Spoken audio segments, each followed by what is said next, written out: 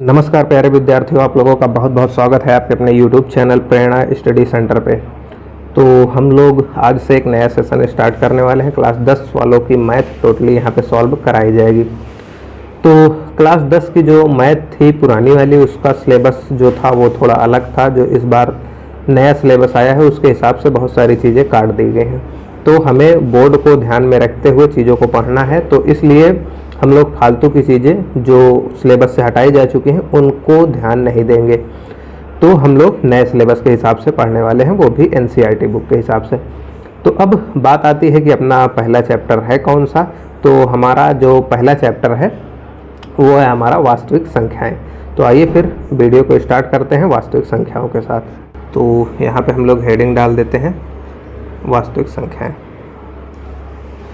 अंग्रेजी में बात की जाए तो रियल नंबर,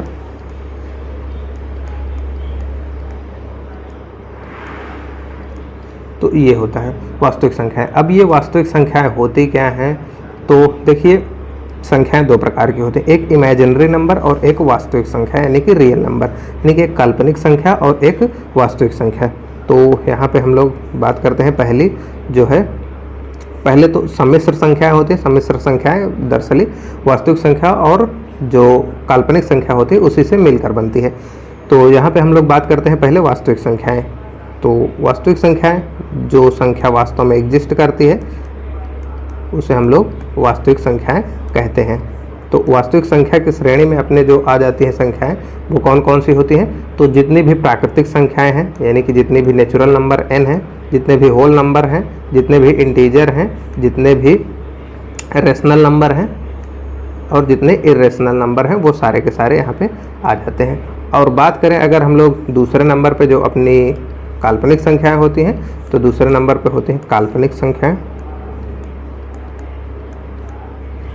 तो ये दरअसल क्या होती हैं? ये संख्याएं रियल में एग्जिस्ट नहीं करती हैं और ये संख्याएं जैसे कि अंडर रूट में कोई भी नेगेटिव संख्या आ जाए, जैसे अंडर रूट -x, तो ये अंडर रूट के अंदर जो नेगेटिव वाला साइन होता है ये कोई रियल नंबर नहीं होता, वास्तविक संख्या नहीं होती। इसे हम लोग ऐसा ही मानते हैं। तो इसको हम लोग कैसे लिख सकते हैं? तो इसको x × i लिख सकते हैं, जहाँ i का मान क्या होगा? Under root -1। तो इस तरह से हम इसको लिख सकते हैं। और भी बहुत सारी काल्पनिक संख्याएं आप लोग चाहें तो यहाँ पे दिखा सकते हैं, जैसे अंडर रूट -3, अंडर रूट -5, यहाँ पे माइनस जरूर होगा। तो इस तरह से ये सारी काल्पनिक संख्याएं होती हैं।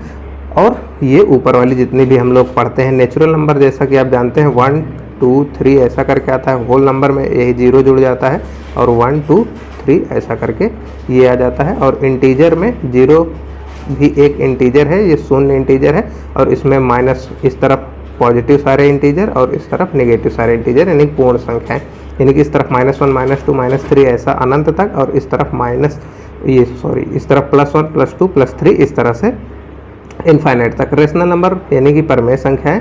तो परमेय संख्याएं वो आगे का पार्ट है, या किसी वीडियो में हम लोग इस पर डिटेल में चर्चा करेंगे। तो ये सारी चीज़ें हो जाती हैं। तो अब आइए बढ़ते हैं अपना जो ये हो गया वास्तविक संख्या। अब एक होता है कि अंकगणित की आधारभूत प्रमेय क्या होती है।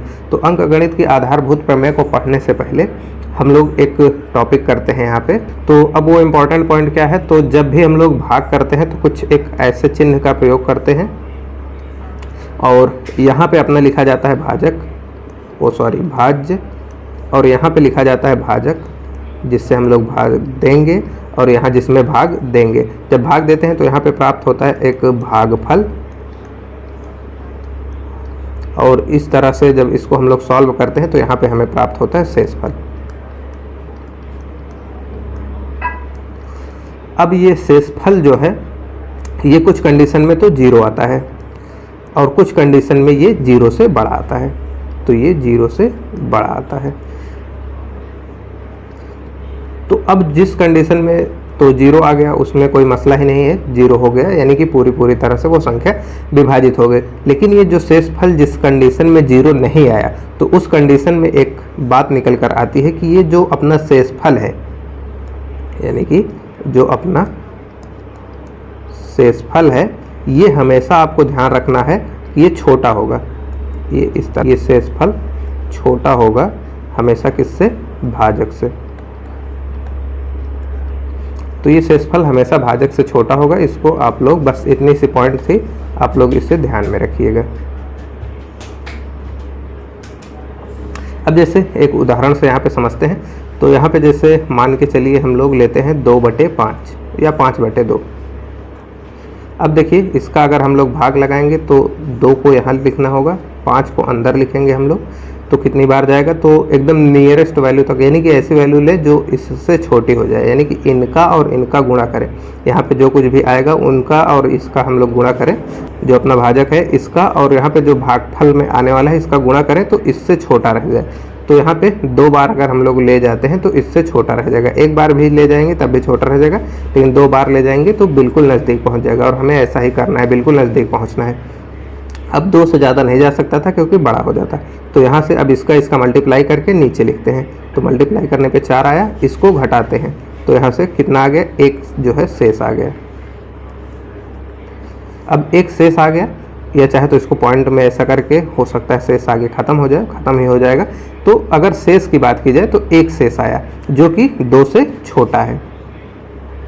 तो ये कंडीशन अपनी बिल्कुल ठीक है। लेकिन अगर इसी को हम लोग ऐसा करें कि 2 और यहाँ पे हम लोग 5 को लिखते हैं और इस बार 1 ही बार ले जाते हैं, तो 1 बार ले जाएंगे तो यहाँ पे 2 आया और यहाँ से इसको माइनस करेंगे तो कितना आ गया, 3, जबकि अब ये 2 से बड़ा है। तो यानी कि ये भाग अपना ठीक नहीं है, यानी कि 1 बार ये और जा सकता था। तो ये समझ लीजिएगा, जब भी आपका भाजक ऐसा, ये तो छोटी संख्याओं में करके बताया गया है, जब भी आपका जो शेषफल है वो अगर भाजक से बड़ा आ रहा है तो आप समझ लीजिएगा कि हमारी भाग में कहीं ना कहीं गड़बड़ी हुई है और हमें ये भाग और आगे तक जा सकती थी। तो ये इतनी सी बात हो जाती है। बाकी ये सारी चीज़ें तो आप लोग जानते ही होंगे कि जो अपना यहाँ पे है भाज्य होता है, ये क्या होता है, तो भाज्य बराबर होता है अपना भागफल गुणे भाजक, या भाजक गुणे भागफल, भाजक गुणे भागफल। तो और यहाँ से अगर शेषफल 0 है तो इतना ही हो जाता है, नहीं तो यहाँ से हम लोग ऐड कर देते हैं प्लस में शेषफल। तो ये सारी चीज़ें छोटी क्लास की थी, ये सब उम्मीद है आपको पता होगा। तो अब आइए शुरू करते हैं अपना जो सिलेबस की बात है। तो पहला पॉइंट आता है कि अंकगणित की आधारभूत प्रमेय। तो आइए अब उसको देखते हैं। तो अब हम लोग बात करते हैं जो अंकगणित की आधारभूत प्रमेय है। तो यहाँ से हेडिंग हम लोग डाल देते हैं, अंक गणित की आधारभूत प्रमेय। ये सॉरी, यहाँ पे भूत 50 वाला नहीं, ये आधारभूत, दोनों एक ही में है, आधारभूत प्रमेय।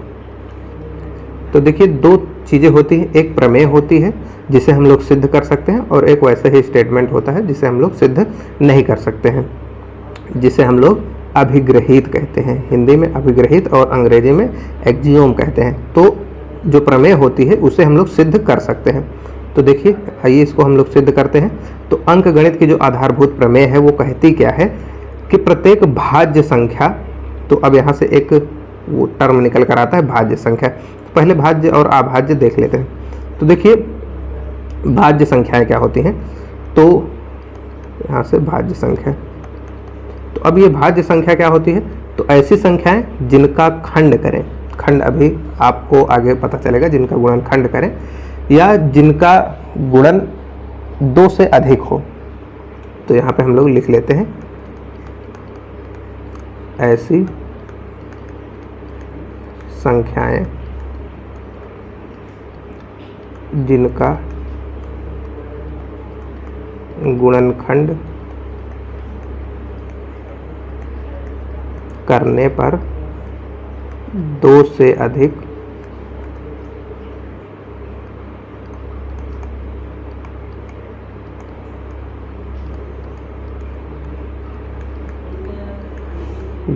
खंड प्राप्त हों। तो यहाँ पे जैसे कोई संख्या हम लोग ले लेते हैं, जैसे 8 को ले लिया, तो 8 का अगर हम लोग गुणनखंड करते हैं तो पहले तो 1 से ही विभाजित हो गई। कोई भी संख्या 1 से विभाजित हो ही जाती है, और ये 2 से भी विभाजित होगी, 4 से भी विभाजित हो जाएगी और खुद 8 से भी विभाजित हो जाएगी। तो यहाँ पे देख रहे हैं आप लोग इसके कितने गुणनखंड बन रहे हैं, तो 1 बन रहा है, 2 और 4 और 8, ये इतने संख्याओं से विभाजित हो रही है। तो यानी कि ये एक भाज्य संख्या है। और यहाँ पे अभाज्य की बात करें, आगे करते हैं बात अभाज्य की, जिसे हम लोग प्राइमरी नंबर भी कहते हैं। इससे भाज्य को कंपोजिट नंबर कहते हैं इंग्लिश में, और इसे जो अभाज्य संख्या इसे प्राइमरी नंबर कहते हैं। तो इसमें कुछ खास नहीं, बस वही है, ऐसी संख्याएं जिनका 2 ही खंड हो, 2 ही गुणनखंड हो। यहाँ पे गुणनखंड लिख लीजिएगा, गुणनखंड हो जिसमें पहला 1 हो, जिसमें पहला खंड 1 हो तथा दूसरा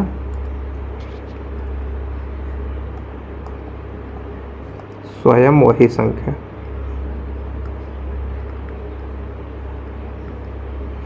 तो ऐसे संख्याएं जिनका 2 ही गुणनखंड पॉसिबल हो और उनमें भी जो पहला खंड है वो 1 होगा और दूसरा खंड वह स्वयं संख्या होगी। जैसे ले लेते हैं अपने पास एक जो सबसे छोटा अभाज्य संख्या है 2, तो 2 को हम लोग 1 से विभाजित कर सकते हैं और 2 से विभाजित कर सकते हैं, बाकी किसी भी संख्या से नहीं। तो यहाँ पे देखिए कंडीशन फुलफिल हो रही है, 2 ही खंड बन रहे हैं, एक बन रहा है और दूसरा वह स्वयं संख्या। इसी तरह से 3 भी एक अभाज्य संख्या है, एक प्राइमरी नंबर है, वो सॉरी प्राइम नंबर है। तो यहाँ पे इसका अगर हम लोग करें तो ये 1 और 3 आएगा। तो यहाँ से इस तरह से ऐसे ही 7 को कर सकते हैं, 5 को कर सकते हैं, तो इनका भी 1 और 7 ही आएगा। तो इस तरह से हो जाती है अभाज्य संख्याएं।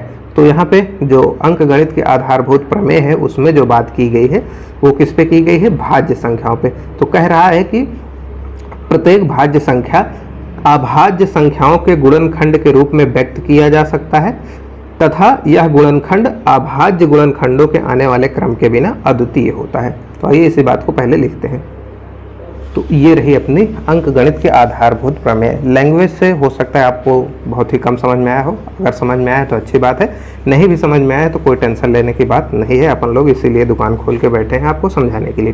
तो देखिए, प्रत्येक भाज्य संख्या को अभाज्य संख्याओं के गुणनखंड के रूप में व्यक्त किया जा सकता है तथा यह गुणनखंड अभाज्य, पहले तो इतनी जो ऊपर वाली लाइन थी इसको हम लोग पहले देखते हैं क्या कह रहा है कि प्रत्येक भाज्य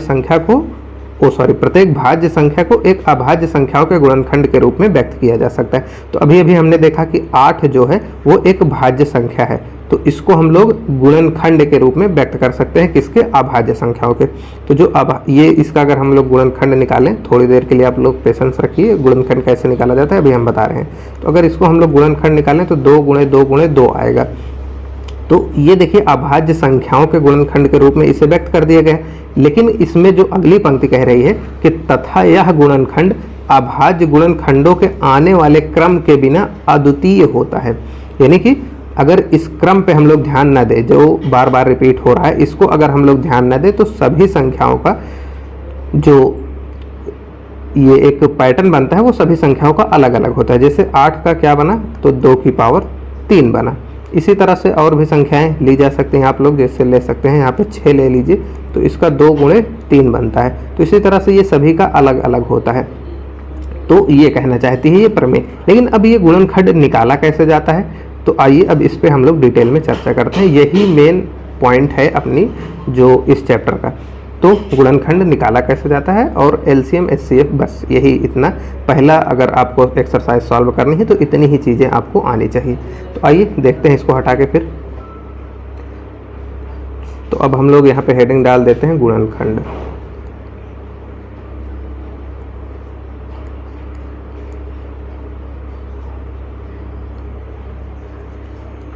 तो अब देखिए, जैसे अपने पास कोई भी संख्या है तो गुणनखंड निकालने का एक सिंपल सा तरीका, जैसे हम लोग ले लेते हैं यहाँ पे 256 को। 256 GB आजकल मेमोरी मोबाइलों में दी जा रही है। तो यहाँ से सबसे पहले छोटी प्राइम नंबर, क्योंकि हम किसी भी भाज्य संख्या को, ये एक भाज्य संख्या है, आप लोग इसे चाहे तो चेक कर सकते हैं, ये इसका खंड हो जाएगा, 2 से ये कट जाएगी, तो एक हो गया, एक 2 हो गया और एक यह स्वयं संख्या हो जाएगी। तो इस तरह से कम तो 3 पॉसिबल हैं ही। तो अब इसको हम लोग सबसे पहले सबसे छोटे प्राइम नंबर, तो सबसे छोटा प्राइम नंबर कौन सा होता है? 2। तो 2 से पहले काट के इसको हम लोग चेक करते हैं। तो 2 से क्या ये कटेगी? तो 2 से काटने के लिए देखिए इसको डायरेक्ट ऐसे काटते हैं, 2 एकम 2, यहाँ से कुछ नहीं बचा, तो अब इस पे करेंगे तो 2 दूना 4, अब 1 बचा तो यहाँ पे आ गया, ये 16 हो गया, 2 8 16। फिर आगे इसको हम लोग ऐसे बढ़ाते जाएंगे। अब फिर क्या 2 से ये कटेगी? तो देखते हैं, 2 से 2 छक 12 और 2 चौक 8, यहाँ से 64 हो गया। तो इस तरह से अब यहाँ फिर से 2 से कट जाएगी ये, तो यहाँ से हम लोग आगे भी 2 से ही काटते चले जाएंगे। तो यहाँ से अब 32 आएगा और यहाँ से फिर से 2 से कटेगा, तो 16 दूना 32 होता है। फिर आगे 2 से काटेंगे हम लोग तो 8 दूना 16 होता है। फिर 2 से काटेंगे तो 4 दूना 8 होता है और आगे बढ़ेगा भी। तो फिर 2 से काटेंगे 2 आएगा और फिर से 2 से काटेंगे तो 1 आ जाता है। तो इस तरह से इसका गुणनखंड कंप्लीट होता है। तो कितनी बार आया 2? तो यहाँ पे हम लोग काउंटिंग कर लेते हैं, 1 2 3 4 5 6 7 8 बार आया। तो हम लोग इसको ऐसा, जो ये 256 है अपने पास, इसको हम लोग कैसे लिख सकते हैं? तो इसको हम लोग लिख सकते हैं 2 गुणे 2 गुणे 2 गुणे 2 गुणे 2 गुणे 2 गुणे 2, कितने हो गए? 3 3 6 1 7 1 12 और 8। तो ये हो जाता है इसका मतलब। अब इसी को चाहे तो समेट कर हम लोग लिख देते हैं, तो इसको भी समेट कर क्या लिख सकते हैं? 2 की पावर 8। तो यही हो जाता है सिंपली गुणनखंड करने का तरीका। और ऐसे ही बाकी छोटी संख्याओं को भी आप लोग ले सकते हैं। जैसे 12 को ले लिए हम लोगों ने, तो अब इसको क्या करते हैं? सबसे पहले 2 से सबसे छोटी प्राइम नंबर, तो यहाँ से आ गया कितना? 6। फिर से ये 2 से कट जाएगा, तो यहाँ पे आ गया 3। अब ये 3 देखिए 2 से नहीं कटेगा, तो अगली प्राइम नंबर क्या है? 3। तो अब ये 3 से कट जाएगा 1। अब इस 12 को हम लोग क्या लिख सकते हैं? 2 गुणे 2 गुणे 2 गुणे 3। ओ सॉरी, 1 2 ज़्यादा हो गया, तो इसी को हम लोग 3 बना देते हैं और ये नहीं रहेगा। तो ये सिंपली इसको हम लोग ऐसा भी लिख सकते हैं कि 2 की पावर 2 गुणे 3। तो ये हो जाता है इसका गुणनखंड। और भी बहुत सारी संख्याएं हैं, आप लोग चाहें तो उसका निकाल कर चेक कर सकते हैं। गुणनखंड इसी तरह से निकाला जाता है। तो ये तो हो गया एक मेथड जो छोटे लेवल पे यूज किया जाता है। अब आप लोग थोड़ा बड़े हो गए हैं, 10 में आ गए हैं, तो अब हम लोग देखते हैं जो अपना वाला मेथड है, जो कक्षा 10 के एक विद्यार्थी को आना चाहिए। तो आइए देखते हैं क्या है वो अपना मेथड। तो अब जैसे यहाँ पे हम लोग ले लेते हैं कोई भी एक संख्या, जैसे अपने पास हमने ले लिया 72 ले लिए। तो अब इसका कोई सा भी आप लोग 2 खंड कर लीजिए। तो ऐसा हम लोग 2 खंड बनाते हैं। तो जैसे यहाँ पे 12 छंग 72, तो 12 का और 6 का, ये 12 गुणे 6 हम लोग इसको लिख सकते हैं। लेकिन क्या अब ये जो अपनी अभाज्य संख्याओं के गुणनखंड के रूप में लिखा गया है? नहीं। तो अब इसका हम लोग फिर से गुणनखंड करेंगे। तो इसका गुणनखंड क्या होगा? 3 गुणे 4 लिख सकते हैं इसे, 3 चौक 12, और इसे हम लोग लिख सकते हैं 2 गुणे 3। अब इस वाले में क्या ये एक प्राइम नंबर है? नहीं। तो इसका फिर से हो जाएगा। तो इसका क्या कर देंगे? 2 गुणे 2। तो अब देखिए टोटल अपने पास जितनी भी चीज़ें आई हैं उसको हम लोग यहाँ पे साइड में लिख रहे हैं। तो देखिए लास्ट वाली लाइन जहाँ पे ये चीज़ें ख़त्म हो रही हैं उनको सभी को उठाएंगे हम लोग। तो अर्थात हमें क्या चीज़ उठानी है? तो हमें बात की जाए उठानी है तो ये इतना, ये इतनी चीज़ें हमें उठानी है। तो यहाँ पे हम लोग लिख लेते हैं जितना भी है अपने पास अवेलेबल। तो क्या क्या है अपने पास? तो 3 है, गुणे यहाँ पे 2 है, गुणे 2 है, गुणे 2 है, गुणे 3 है। अब चीज़ों को समेटना स्टार्ट करते हैं। तो पहले 2 कितने हैं? तो 2 3 है, तो 2 की पावर 3 हो जाएगा। गुणे 3 कितने हैं? तो 3 की पावर 2 है। अब देखिए इनको अगर आप लोग करेंगे तो ये, अगर इसको फिर से उस रूप में, गुणनखंड तो यहीं पे समाप्त हो गया, लेकिन अगर हम इसको फिर से उसी रूप में ले जाना चाहें तो क्या करेंगे इसके लिए? तो यहाँ पे 2 की पावर 3 है तो ये 8 हो जाएगा, और 3 की पावर 2 है तो ये 9 हो जाएगा। तो 9 8 72 होता है। तो इस तरह से ये अपना एक गुणनखंड हमने आपको निकाल कर दिखाया। अब इसी तरह से आप लोग बहुत सारे गुणनखंड निकाल सकते हैं, जैसे हम लोग एक आध और करके दिखा देते हैं, उसके बाद आप लोग करिएगा। अब जैसे एक ले लेते हैं हम लोग कोई सा भी 98 को ले लेते हैं। अब इसको अगर हम लोग करें तो देखिए 98, तो यहाँ पे अगर कुछ नहीं समझ में आ रहा है तो 2 तो आएगा ही एक, और यहाँ से ये आएगा 98 49 आएगा, और यहाँ से इसको हम लोग फिर से करेंगे तो ये 7 × 7 दे जाएगा। अब इन सभी को इकट्ठा कर देते हैं तो 2 × 7 × 7 लिख सकते हैं इसको, और यहाँ से ये क्या हो गया 2 × 7 की पावर 2। इसी तरह से बहुत सारे गुणनखंड हैं, आप लोग उन्हें निकाल सकते हैं। तो उम्मीद है इतनी बात आपको बिल्कुल अच्छे से क्लियर हो गई होगी। तो अब कुछ बातें रह जाती हैं कि एलसीएम कैसे निकाला जाता है, एचसीएफ कैसे निकाला जाता है, इन सब चीज़ों पे। तो देखिए आज ये हमारी फर्स्ट क्लास है, थोड़ा वीडियो लंबा ना हो, यही कोई 15-20 मिनट का ही रहे, इसलिए इसमें इतना ही रखते हैं। एलसीएम और एचसीएफ कैसे निकाला जाता है उसके कुछ तरीके होते हैं, कुछ विधियाँ होती हैं, उन पे हम लोग डिटेल में चर्चा नेक्स्ट वीडियो में कर लेंगे। तो इस वीडियो में इतना ही रखते हैं, मिलते हैं नेक्स्ट वीडियो में, तब तक के लिए जय हिंद।